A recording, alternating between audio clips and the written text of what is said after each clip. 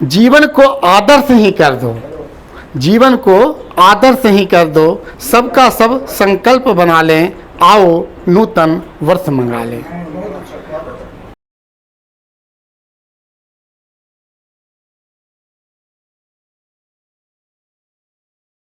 के पूर्व उपस्थित हैं, हिंदू का नूतन वर्ष मना लें, हिंदू का नूतन वर्ष मना लें, 9 संवत्सर हर्ष मना लें। आप 81 संवत पिंगल, जो संवत आने वाला है, अभी 2080 चल रहा है, चैत्र शुक्ल प्रतिपदा से वो 2081 आए। 81 संवत पिंगल, संवत का नाम होगा पिंगल। अभी जो संवत चल रहा है वो संवत का नाम है नल, और 2081 में जो संवत होगा उस संवत का नाम होगा पिंगल। आए 81 संवत पिंगल, प्रबल प्रशासन राजा मंगल। नवरात्रि में माँ आएगी, सबका पूजन व्रत पाएगी, सुख सौभाग्य बनाने वाली, सबका भाग्य जगाने वाली, विंध्यवासिनी माँ महारानी, 9 संवत्सर अमृतदानी। सब मिल अपना भाग्य जमा ले, सब मिल अपना भाग्य जगा ले, आओ इस पर हर्ष मना ले। सब अज्ञान मिटा दे माता, तुम ही मेरी भाग्य विधाता, आशाओं का भाग्य जगा दो, अभिलाषा का दोष मिटा दो। जीवन को आदर्श ही कर दो, जीवन को आदर्श ही कर दो, सबका सब संकल्प बना लें, आओ नूतन वर्ष मंगा लें। आर आकाश मंगल गाए, सबका शुभ आशीष मनाए, आर आकाश करे निवेदन, विनय प्रार्थना भाग्य जगाए। एक कहानी है जो एकदम संक्षिप्त कहानी है और हमें बहुत पसंद आए है, इसलिए 2-3 मिनट का समय लगेगा। इसका शीर्षक है जैसी संगति वैसा फल, अर्थात संगति सोच समझकर करें। और कहानी का शीर्षक है कोयले का टुकड़ा। जी नहीं, कहानी लघु कथा। अमित एक मध्यम वर्गीय परिवार का लड़का था।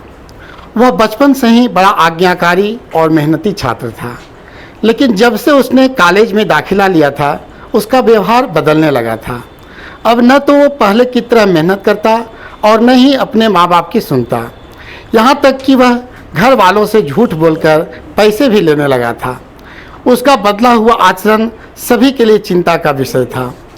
जब इसकी वजह जानने की कोशिश की गई तो पता चला कि अमित बुरी संगति में पड़ गया है।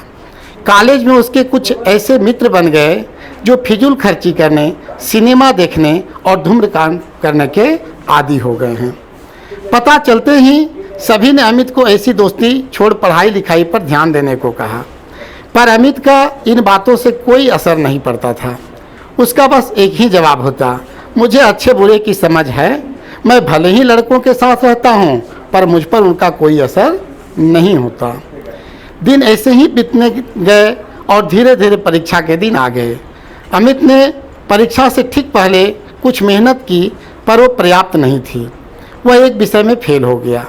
हमेशा अच्छे नंबरों से पास होने वाले अमित के लिए ये किसी जोरदार झटके से कम नहीं था। वह बिल्कुल टूट सा गया।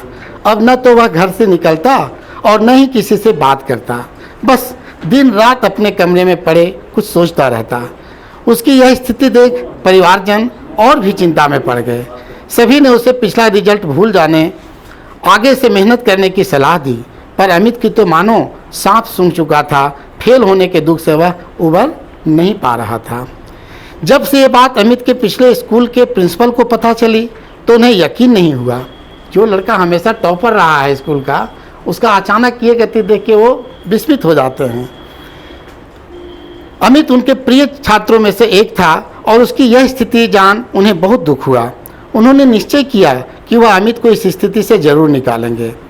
इसी प्रयोजन से उन्होंने एक दिन अमित को अपने घर बुलाया। प्रिंसिपल साहब बाहर बैठे अंगीठी ताप रहे थे। अमित उनके बगल में बैठ गया। थोड़ा इस पर विशेष गौर कीजिएगा। अमित उसके बगल में बैठ गया। अमित बिल्कुल चुप था और प्रिंसिपल साहब भी कुछ नहीं बोल रहे थे। 10-15 मिनट ऐसे ही बीत गए पर किसी ने एक शब्द नहीं कहा। फिर अचानक प्रिंसिपल साहब उठे और चिमटे से कोयले के एक धधकते टुकड़े को निकाल मिट्टी में डाल दिया। वह टुकड़ा कुछ देर तो गर्मी देता रहा पर अंततः ठंडा पड़कर बूझ गया। यह देख अमित कुछ उत्सुक हुआ और बोला, प्रिंसिपल साहब, आपने उस टुकड़े को मिट्टी में क्यों डाल दिया?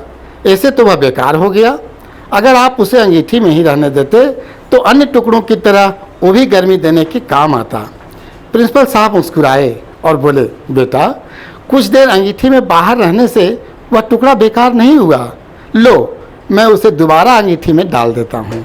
और ऐसा करते हुए उन्होंने उस टुकड़ा को अंगीठी में डाल दिया। अंगीठी में जाते ही वह टुकड़ा वापस धड़क कर जलने लगा और पुनः गर्मी प्रदान करने लगा। कुछ समझे अमित? प्रिंसिपल साहब बोले, तुम उस कोयले के टुकड़े के समान ही तो हो। पहले जब तुम अच्छी संगति में रहते थे, मेहनत करते थे, माता पिता का कहना मानते थे तो अच्छे नंबरों से पास होते थे। पर जैसे वह टुकड़ा कुछ देर के लिए मिट्टी में चला गया और बूझ गया, तुम भी गलत संगति में पड़ गए और परिणाम स्वरूप फेल हो गए। पर यहाँ जरूरी बात यह है कि एक बार फेल होने से तुम्हारे अंदर के वे सारे गुण समाप्त नहीं हो गए।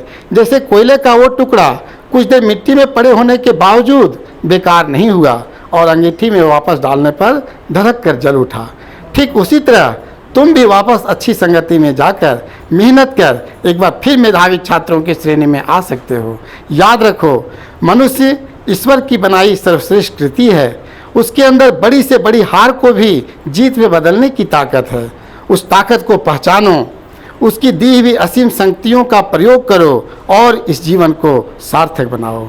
अमित अब समझ गया कि उसे क्या करना है। वह चुपचाप उठा, प्रिंसिपल साहब के चरण स्पर्श किए और निकल पड़ा अपना भविष्य बनाने। आज हम लोगों को भी इस कहानी से सीख लेनी चाहिए और अपनी गलती को एहसास होने के बाद पुनः उसमें आत्मसंयम करते हुए आगे बढ़ना चाहिए।